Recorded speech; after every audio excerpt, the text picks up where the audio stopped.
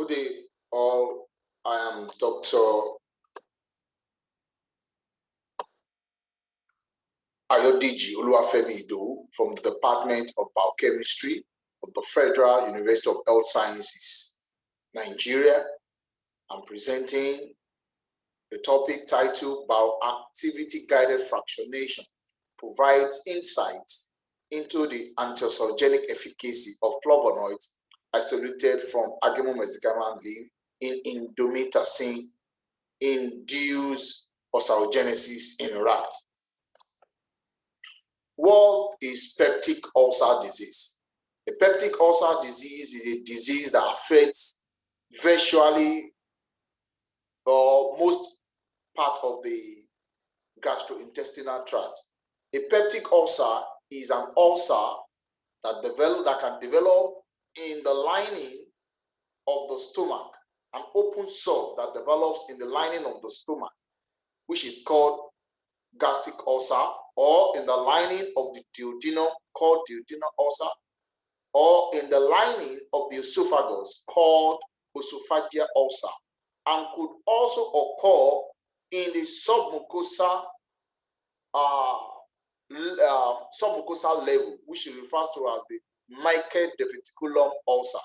So because this ulcer is capable of affecting almost all parts of the gastrointestinal tract, it is called peptic ulcer disease, as it can occur in the duodenum, in the stomach, in the esophagus, and as well in the microdeverticulum of the gastrointestinal tract. What is the major cause of peptic ulcer disease? The etiology of peptic ulcer disease is yet unknown. However, it has been reported to occur when there is an imbalance between gastric offensive factors such as acid and pepsin, as well as the defensive factors such as prostaglandin, gastric mucus, glycoprotein, and antioxidant enzymes. So when you have these aggressive factors, acid and pepsin, as been mentioned, outweighing the defensive factors, what you have is a peptic ulcer disease. However, this imbalance between these two factors are being induced by certain exogenous factors, which include Helicobacter pylori. Helicobacter pylori infection has been reported to contribute about 80% cause of peptic ulcer disease. Also, non-steroidal anti-inflammatory drugs such as ibuprofen, aspirin, which are drugs taken to relieve pain, are also another risk factors for peptic ulcer, and they have been reported to cause about 60% cause of peptic ulcer disease. And this is where we are going to base emphasis on in this presentation. We also have oxidative stress.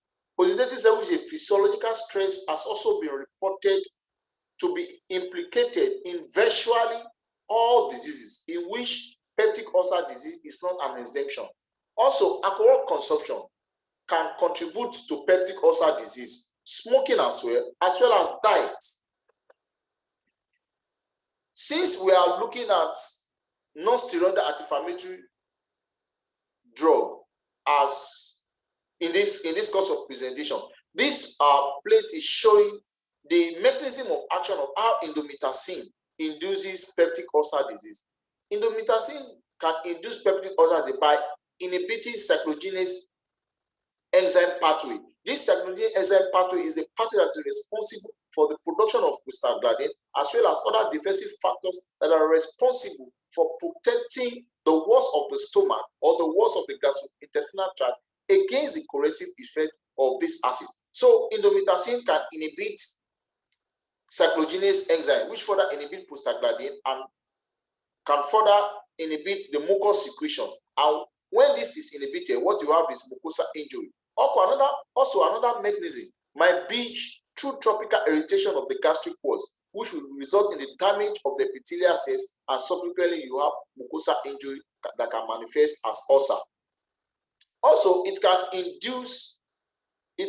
generate what we call free radicals, which induces cellular damage to the gastric walls, which later manifests as an ulcer. Why Argemone mexicana? The choice of this plant is because though the burden of peptic ulcer disease has been reported to reduce in developed countries, however, in developing countries such as Nigeria and other sub-Saharan Africa countries, the burden of this disease is still lingering, and this, in most cases, is being attributed to inadequate effective drugs, lifestyle of the people, and excessive consumption of anti-steroidal anti-inflammatory drugs. Because in this region, the populace are exposed to stress, and in order to combat stress, what they do is to take more of these non-steroidal anti-inflammatory drugs, which on the long run causes peptic ulcer disease. Also, there are shortcomings that are associated with conventional drugs that are used in the treatment of peptic ulcer disease. These conventional drugs, such as proton pump inhibitors like the omeprazole and the histamine histamine receptors antagonists, such as ranitidine. These drugs have been reported to have side effects. Also, it has been reported by the World Health Organization that most people in rural areas, about 80% people in rural areas, develop on plants as medicine because of the shortage of healthcare facilities and distance to healthcare centers. So this has made people in this region to solely depend on plant as their source of medicine. And Argemone mexicana is not an exception. It's one of the plants that is being used in the treatment of peptic ulcer disease in these regions, particularly people in the rural areas. So this flow chart is showing a stepwise process in this study. First is to gather the leaf extracts. Is to gather the leaf of Argemone mexicana, process them by drying and subjecting them to extraction using ethanol. So the crude extract is the ethanolic extract, which was subjected to biological screening at doses of 100, 200, and 400 milligrams per kg body weight. These doses were arrived from the acute oral toxicity test that was carried out, and after which the ethanolic extract was subjected to successive solvent partitioning using different solvents of different polarity, of varying polarity, from N-hexane to ethyl acetate to butanol, and then you have the aqueous extract. So these successive solvent extract were also subjected to biological screening for peptic ulcer activity at concentration of 20 milligrams per kg body weight, which was the most active from the 3 doses of the crude extract. It was found out that the ethyl acetate was the ethyl acetate extract was the most effective, and because it was the most effective extract, successive partition extract, it was further subjected to biological screening for peptic ulcer activity using column chromatography and using TLC, the thin layer chromatography, to monitor it. When this ethyl acetate extract was subjected to column chromatography, about 9 fractions were obtained, and these 9 fractions, those that had similar peak, similar RF values, were being matched together, and then at the end of the day, we had 3 fractions that gave us fraction A, B, and C. This fraction A, B, and C was subjected further to biological screening at concentration of 20 milligrams per kg to know which of these column fractions will be most effective. And the most effective fraction was then subjected to HPLC analysis to identify the isolate or the active ingredient that are present in this active ingredient. From the study, the active fraction was fraction A. Now, ulcer was induced in experimental rats at a concentration of 25 milligrams per kg body weight, which after administration, it was then observed for ulcerogenesis after 3 days. And when ulcer was confirmed, treatment began and lasted for 14 days. This table shows the effect of the fractions obtained from Argemone mexicana leaf on acid security parameters. It was observed that following the admission of indomethacin to rat, there was increase in the ulcer index, in the gastric volume, and gastric acidity of ulcerated rat when compared to the control. Whereas there was a significant increase in the pH value of ulcerated rat when compared to the control.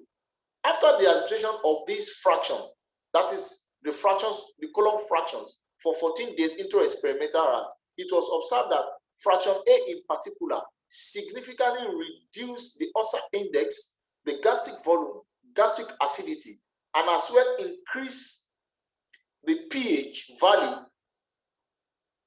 of the gastric juice in ulcerated rat when compared to the rats that received no medical treatment. It was also observed that this fraction A was able to attenuate these acid oxidative indices in a similar value to that of omeprazole, which is used as the reference peptic ulcer drug in this study.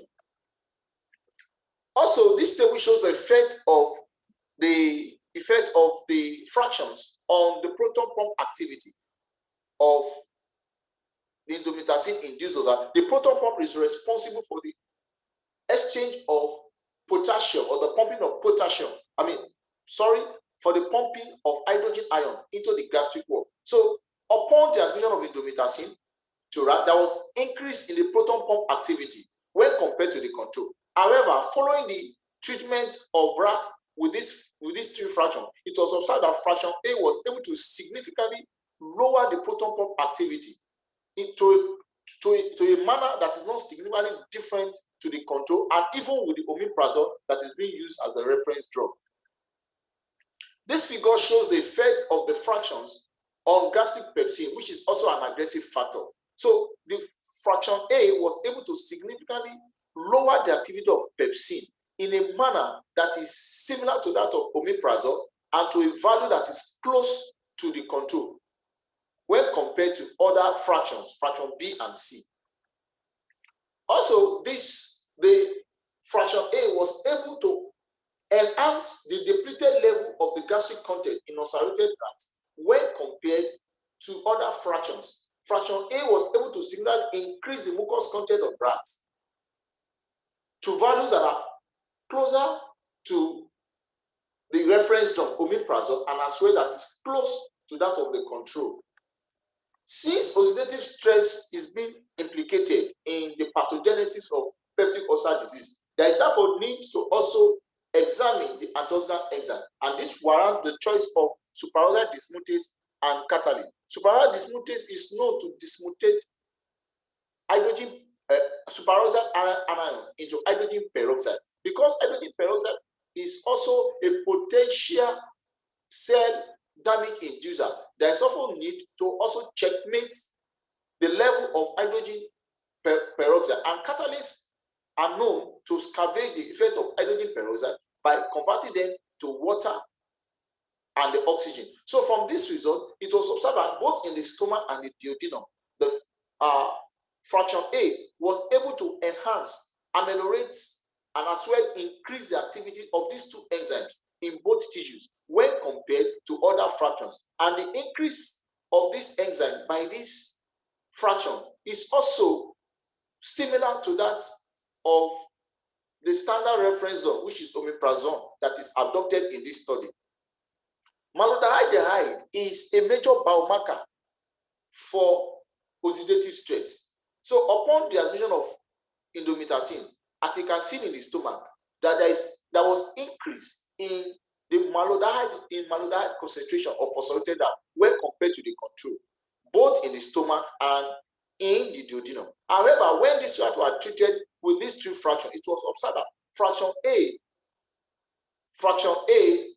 was able to lower the activity of malondialdehyde concentration to values that is not significantly different from the omeprazole group in the stomach, as well as in the duodenum. Fraction A was also able to lower the concentration of this. However, was able to lower the concentration of malondialdehyde concentration in a manner that is not significantly different from omeprazole and as well as the control.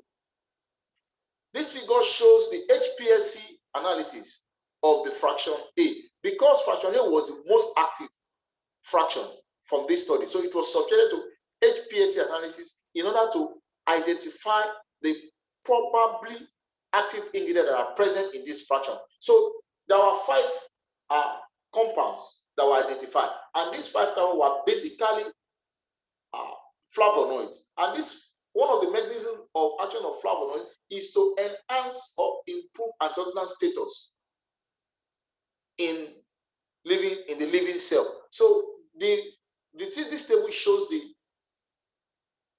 active principles that are present in this fraction A, and they were basically apigenin, catechin, cacone, and flavon. Summary of findings.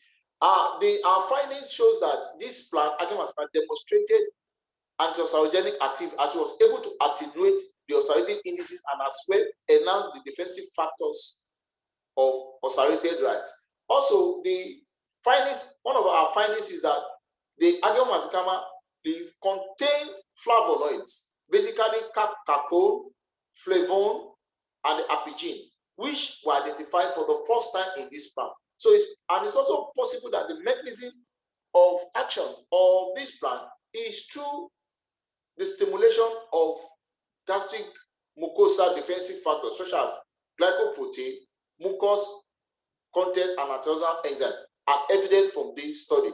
So this plant could serve as an alternative for the production of a more effective anti-ulcerogenic drug for the treatment of peptic ulcer disease. Thank you.